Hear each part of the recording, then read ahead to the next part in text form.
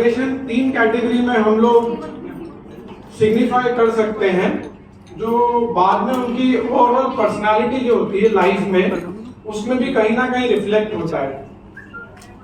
सबसे पहले वो बच्चे जिनको लगता है कि जिस जगह की मैंने ड्रीम करी थी, जिस रैंक की, जिस इंस्टीट्यूशन की, वो मेरे को मिल गई है। दूसरी कैटेगरी उनकी हो सकती है जिनको ये लगता हो कि मैं जहां पे पहुंच गया हूं, आई वॉज डिजर्विंग मोर, मतलब आई वॉज डिजर्विंग लेस। और बहुत सारे स्टूडेंट्स या बहुत सारे मेरे साथ कॉम्पिटिटिव एग्जाम में ऐसे लोग थे जो कि डिजर्विंग सिलेक्शन में थे, बट बाय गॉड्स ग्रेस और by luck I got to the place where I didn't deserve to be and where others may be. तीसरी कैटेगरी मेरे को लगता है उन लोगों की हम लोग दे सकते हैं जिन लोगों को लगता है कि मैंने अपना पूरा एफर्ट नहीं दिया, और शायद अगर मैं पूरा एफर्ट देता तो मैं और भी बेहतर इंस्टीट्यूट में जाता। मैं भी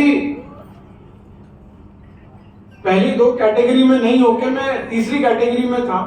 When I appeared for my engineering exam, बहुत सारे दिमाग में अंडर कॉन्फिडेंस, इनसिक्योरिटीज और बहुत सारी चीजें चलती रही, and finally I could not clear my IIT और आरईसी। उस वक्त कंबाइंड एंट्रेंस एग्जाम्स नहीं हुआ करते थे। उस वक्त स्टेट पीईटी अलग होता था, आईआईटी अलग होता था, रुड़की अलग हुआ करता था, बिट्स पिलानी अलग हुआ करता था। And I was in a very you can say dark phase of my life. और मुझे लगा कि यार मेरे साथ तो मैं शायद और मेहनत करता, मैं शायद कुछ और करता, मैंने शायद चीज़ों को सही ढंग से अप्रोच नहीं किया, मैं शायद कंसेप्ट बिल्डिंग की बजाय रीचिंग द आंसर के ऊपर ज़्यादा फोकस करता रहा। जब मैं अपनी इंजीनियरिंग में पहुंचा तो मुझे रियलाइज हुआ कि नहीं, मैं ऐसा नहीं हूँ, मेरे साथ तो बहुत सारे लोग हैं जो कि मेरे से और बेहतर है, मैं जहाँ पहुंच गया हूँ वहाँ पर भी बहुत ठीक हूँ। तो जो पहली कैटेगरी के लोग हैं जिनको ऐसा लगता है कि हमने लाइफ में वो अचीव कर लिया है जिसका हम ड्रीम कर रहे थे, तो उनके लिए मैं जरूर ये कहना चाहूंगा कि it is just the beginning. And why it is just the beginning, I try to state that in the end of my speech.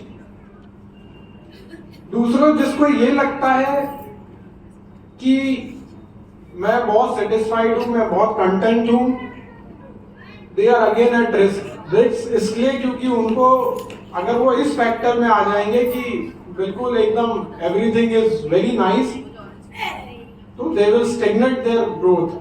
वो अपनी पर्सनालिटी की, वो अपनी स्किल्स की, वो अपनी एजुकेशन की, सब चीजों के ऊपर ग्रोथ पे कहीं ना कहीं एक ब्रेक लगाएंगे, because life teaches us every day.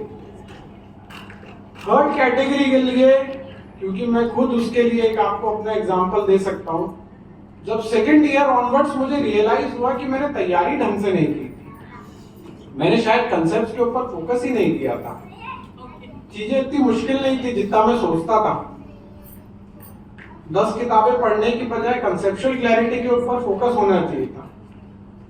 And then I decided कि नहीं, मुझे तो मेरा टेम्परामेंट सिविल सर्विस में जाने का है, मैं सिविल सर्विसेज के अंदर जाऊंगा, कोशिश पूरी करूंगा।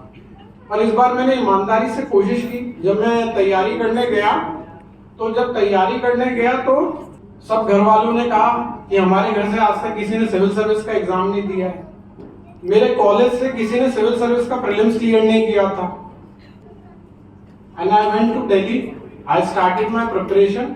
लेकिन जो मैंने अपनी गलतियां अपने पहले कॉम्पिटिटिव एग्जाम में, जो मैंने आपको बताया था why it was just the beginning, मैंने चालू की।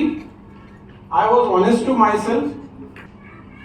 उसके बाद एक इंस्टीट्यूट में मैं अपना पहला प्रीलिम्स का जब एग्जाम दिया तो मैं पेपर चेक कराने के लिए देखे गया, क्योंकि उस वक्त 120 क्वेश्चन आते थे। Public administration was my optional, I change from engineering to public administration. उन्होंने मुझसे पूछा कि 3 दिन बाद का उन्होंने समय दिया। फिर उन्होंने पूछा कि आपके घर में कोई सिविल सर्वेंट है? मैंने कहा नहीं। कहते हैं कि आप डीयू से या जेएनयू से पास आउट है? मैंने कहा नहीं। कहते हैं आपने पब्लिक एडमिनिस्ट्रेशन कभी ग्रेजुएशन में पढ़ा है? मैंने कहा नहीं। बोला आपने कितने मार्क्स एक्सपेक्ट कर रहे हैं? तो मैंने कहा 100 तो मैं एक्सपेक्ट कर रहा हूँ। तो उन्होंने कहा कि आप जाइए, 100 तो आपके आ भी नहीं सकते हैं, आप जाइए और अगले प्रीलिम्स की तैयारी करिए। तो मैं भी शॉक्ड हो गया, उसने मेरे को इतना नेगेटिव और कर दिया। बट ठीक है, प्रीलिम्स पहला सिलेक्ट हुआ एंड दूसरी बार मैं finally I got into IPS. जब मैं दूसरी बार आईपीएस में सेलेक्ट हो गया तो मैं सेकंड कैटेगरी ऑफ स्टूडेंट में आ गया। मुझे लगा कि मैं तो बहुत ही अनडिजर्विंग था और मैं सेलेक्ट हो गया। और मैं जब सेलेक्ट हो गया तो जिन लोगों ने मुझे पढ़ाया था वो खुद सेलेक्ट नहीं हो पाए। तो I was in state of shock. मैंने 3 बार अपना रोल नंबर चेक किया था, व्हाट्सएप वगैरह इंटरनेट कैफे चला करते थे, मैंने कहा मेरा ही रोल नंबर है। मैं I was literally in state of shock कि मेरा जैसा व्यक्ति ये सिलेक्ट कर सकता है ये एग्जाम। खैर एग्जाम भी हो गया, ट्रेनिंग भी हो गई, सब कुछ हो गया। अब I come back to why I started, कि जिनको लगता है कि हम लोग अपनी ड्रीम पे पहुंच गए, तो जब सर्विस में आए तो ऐसा लगा कि ठीक है अपनी ड्रीम तो अचीव करी, कम से कम सेलेक्ट हो गए सिविल सर्विस में। जब इंजीनियरिंग करने गए थे तो उसी साल मूवी आई थी सरफरोश 99 में, तो लगा कि नहीं आईपीएस में ही जाना है। सेलेक्ट हो गए तो लगा कि एक ड्रीम अचीव हो गई। बट व्हाई आई से life is a constant learning. Daily base पे हम लोगों को लर्न करना पड़ता है, चाहे अपना प्रोफेशनल लाइफ हो चाहे पर्सनल लाइफ हो। तो इसलिए जो भी यहाँ पे स्टूडेंट्स हैं वो ब्रॉडली 3 कैटेगरी में ही होंगे। आप लोग जितने भी लोग अखबार पढ़ते होंगे, रोज पढ़ते होंगे, कहीं ना कहीं पुलिस की कोई ऐसी खबर पढ़ते हैं जो कि नेगेटिव हो, जो नकारात्मक होगी, पुलिस समय से नहीं पहुंची, पुलिस ने ये नहीं किया। तो दैट काइंड ऑफ नेगेटिविटी या that kind of sustained motivation, that negativity also should bring your sustained motivation। तो जिसको भी ये थॉट है वो उस मोटिवेशन फेज के अंदर आए।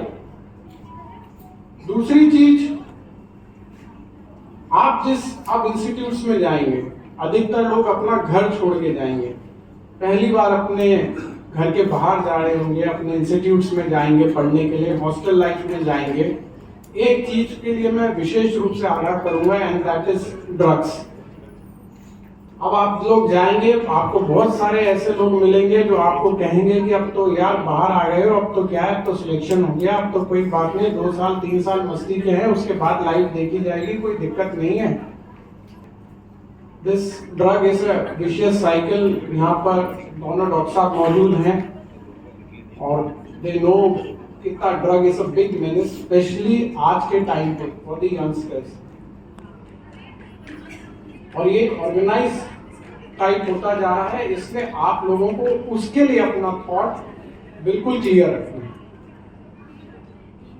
तीसरी और आखिरी चीज जो मैंने अपनी कॉलेज लाइफ में सबसे ज्यादा लर्न करी है, जो आपके फ्रेंड्स या जो आपका सोशल सर्कल बनेगा वो आपको लाइफ में हर जगह साथ देगा। आज इवन दो आई इन पुलिस सर्विस, कोई दिन ऐसा नहीं जाता है जब मैं अपने 1 या 2 कॉलेज फ्रेंड्स से रात में बात नहीं करता। Because until and unless I talk to them, I am not able to appreciate कि मैं एक आम व्यक्ति हूँ। I could life with them, I have my ups and downs in my life, जो कि मैं शायद अपनी फैमिली से भी नहीं शेयर कर सकता हूँ, लेकिन अपने फ्रेंड से शेयर कर सकता हूँ। And they provide you the balancing act. तो ये आपके लाइफ का एक बहुत ही अच्छा फेज चालू होने वाला है, जिसको बहुत अच्छे से एंजॉय करिए। आपकी जो 4 साल 5 साल जो आपकी ये पर्सनालिटी बनेगी, ये आपको लाइफ में आगे लेके जाएगी। It is just the beginning. आप कैसे एज एन इंडिविजुअल ग्रो करेंगे, आपकी पर्सनालिटी कैसी होगी, आपकी लीडरशिप क्वालिटी कितनी होगी, आपकी ह्यूमन वैल्यूज कितनी होगी, आप कितने लोगों को अपने साथ में लेके चलेंगे, आप अपनी सही चीज़ों के लिए कितना स्टैंड लेंगे, आप कोई व्यक्ति क्राइसिस में होगा तो कितनी उसकी मदद करेंगे, ये आपकी ओवरऑल पर्सनालिटी। और एक एज के बाद आप जब पहुंचेंगे तो आपको रियलाइज करेंगे कि यही चीज़ लाइफ में सबसे ज़्यादा इम्पोर्टेंट है। तो इन सब चीज़ों के ऊपर फोकस करिए। मैं विवेक जी का बहुत बहुत धन्यवाद करता हूं कि उन्होंने मुझे यहाँ पर आमंत्रित किया आप लोगों के बीच में, because it is a talk. तो मुझे लगा इससे ज़्यादा मेरे को आप लोगों से शेयर करने के लिए और कुछ नहीं है। Enjoy this precious moment in your life. Wish you all the best. जय हिंद, जय भारत।